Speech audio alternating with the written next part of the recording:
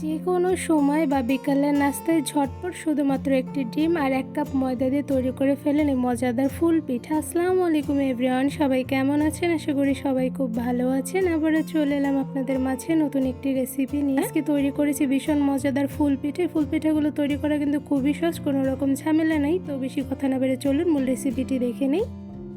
প্রথমে একটি মিক্সিং বোলের মধ্যে দিয়ে দিচ্ছি নর্মাল টেম্পারেচারে রাখা একটি মুরগির ডিম। ফ্রিজে থেকে থাকলে আধা ঘন্টা আগে বের করে রাখবেন। সাথে দিয়ে দিচ্ছি 1/4 কাপ পরিমাণ চিনি পরিমাণটা কমিয়ে বাড়িয়ে দেওয়া যাবে। সাথে দিয়ে দিচ্ছি হাফ চা চামচ পরিমাণ লবণ। এবার একটি হ্যান্ড উইক্সের মাধ্যমে ডিমের সঙ্গে চিনিগুলো খুব ভালোভাবে নেড়ে গলিয়ে নিব।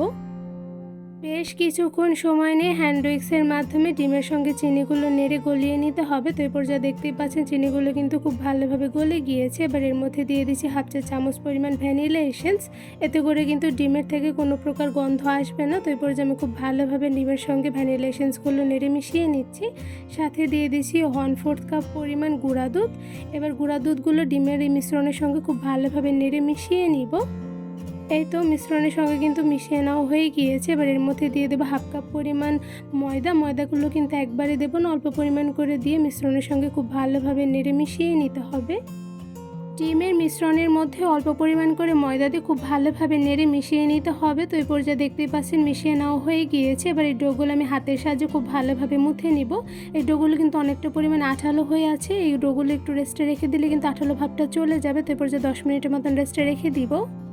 ডোগুলো রেস্টে রেখে দেওয়ার পর দেখতেই পাচ্ছেন আঠালো ভাবটা কিন্তু একদম চলে গিয়েছে। এ পর্যায়ে ডোগুলো খুব ভালোভাবে মুথে নিচ্ছে। আর ডোটা কতটুকু পরিমাণে শক্ত করে মুথে নিচ্ছে আশা করি দেখেই বুঝতে পারছেন।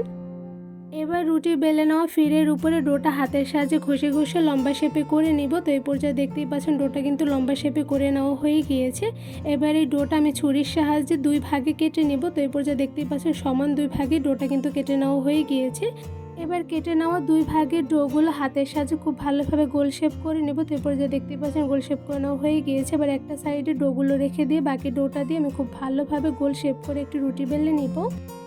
এবার একটি বেলুনের সাহায্যে ছোট সাইজ করে রুটিটা বেলে নিচ্ছি। এই রুটিটা কিন্তু একদম বেশি পাতলা করব না, অল্প পরিমাণে মোটা রেখে কিন্তু রুটিটা বেলে নিতে হবে। বেলুনের সাহায্যে অনেকটা পরিমাণে পাতলা রেখে গোল শেপে রুটিটা বেলে নিয়েছি। কতটুকু পরিমাণে মোটা রেখে বেলে নিয়েছি আশা করি দেখেই বুঝতে পারছেন। এবার এই রুটিটা আমি কেটে নিব। তো এখানে আমি একটি বক্সের সাহায্যে গোল শেপে রুটিগুলো কেটে নিচ্ছি। কুকি কাটার বা যে কোনো কাটার দিয়ে কিন্তু গোল শেপ আপনার রুটিটা কেটে নিতে পারেন। তো এই পর্যায়ে দেখতেই পাচ্ছেন কেটে নেওয়া হয়ে গিয়েছে। এবার এক্সট্রা রুটিগুলো আমি রেখে দেবো পরবর্তীতে আরও একটি রুটি বেলে নেওয়ার জন্য। এবার এই ছোটো সাইজের রুটিগুলো দিয়ে ফুল পিঠা তৈরি করে নেব। তো এখানে আমি রুটির সাইড থেকে একটি ছুরির সাহায্যে কেটে নিচ্ছি। ছুরি দিয়ে রুটিটা আমি কিভাবে কেটে নিচ্ছি আশা করি আপনারা দেখেই বুঝতে পারছেন। এবার কেটে নেওয়া রুটির মাঝ বরাবর অল্প পরিমাণে পানি লাগিয়ে এবার কেটে নেওয়া অংশগুলো একটা সাইড থেকে তুলে মাঝ বরাবর লাগিয়ে নিব। এই রুটিটা আমি কিভাবে তুলে মাঝ বরাবর লাগিয়ে নিচ্ছি আশা করি আপনারা দেখেই বুঝতে পারছেন। একটু খেয়াল করলে কিন্তু খুব সহজে ফুল পিঠাগুলো আপনারা বানিয়ে নিতে পারবেন। তো এই পর্যায়ে দেখতেই পাচ্ছেন আমার খুব সুন্দরভাবে ফুল পিঠাটা তৈরি করে নেওয়া হয়ে গিয়েছে। আর পিঠাটা দেখতে কিন্তু মাশাআল্লাহ খুবই সুন্দর হয়েছে। এবার সেমভাবে বাকি পিঠাগুলো বানিয়ে নিব। এই তো খুব সহজে অনেকগুলো ফুল পিঠা সেম ডিজাইনে বানিয়ে নিয়েছো। তো এরপর যে দেখতে পাচ্ছেন মাশাআল্লাহ পিঠাগুলো দেখতে কিন্তু খুবই সুন্দর হয়েছে। এবার এই সবগুলো পিঠা গরম তেলের মধ্যে কালার করে ভেজে নিব। এবার একটি প্যানের মধ্যে দিয়ে দিয়েছে রান্নার সয়াবিন তেল পরিমাণ অনুযায়ী। এবার তেলগুলো হালকা গরম হয়ে আসলে এর মধ্যে একটা একটা করে বানিয়ে রাখা পিঠাগুলো দিয়ে দিচ্ছি। আর এই সময় কিন্তু চুলার আঁচটা একদম মিডিয়ামে রেখে পিঠাগুলো দিয়ে দিতে হবে। তো এই পর্যায়ে দেখতেই পাচ্ছেন সবগুলো পিঠা দিয়ে দেওয়া হয়ে গিয়েছে। এবার মিডিয়াম টু লো আছে কিছুক্ষণ সময় নিয়ে পিঠাগুলো ভেজে নিব। এই ফুল পিঠাগুলো ভাজতে কিন্তু খুব একটা বেশি সময় লাগে না, কিন্তু চুলার আঁচটা মিডিয়াম টু লোতে রেখে একটু বেশি সময় নিয়ে ভেজে নিলে তাহলে কিন্তু পিঠাগুলো খুব সুন্দর কালার চলে আসে আর সাথে ভিতর থেকে পারফেক্টলি কুকড হয়। তো এরপর যে একটা একটা করে পিঠাগুলো উল্টে নিচ্ছি, কারণ একটা সাইডে কিন্তু খুব সুন্দর কালার চলে এসেছে। তো এরপর যে আরও কিছুটা সময় নিয়ে পিঠাগুলো গোল্ডেন ব্রাউন কালার করে ভেজে নিব। কিছুক্ষণ পরপর পিঠাগুলো উল্টে পাল্টে দুটো সাইডে খুব সুন্দর গোল্ডেন ব্রাউন কালার করে ভেজে নিতে হবে। তো এরপর যা দেখতেই পাচ্ছেন পিঠাগুলো কিছুক্ষণ সময় নিয়ে উল্টে পাল্টে ভেজে নিচ্ছি।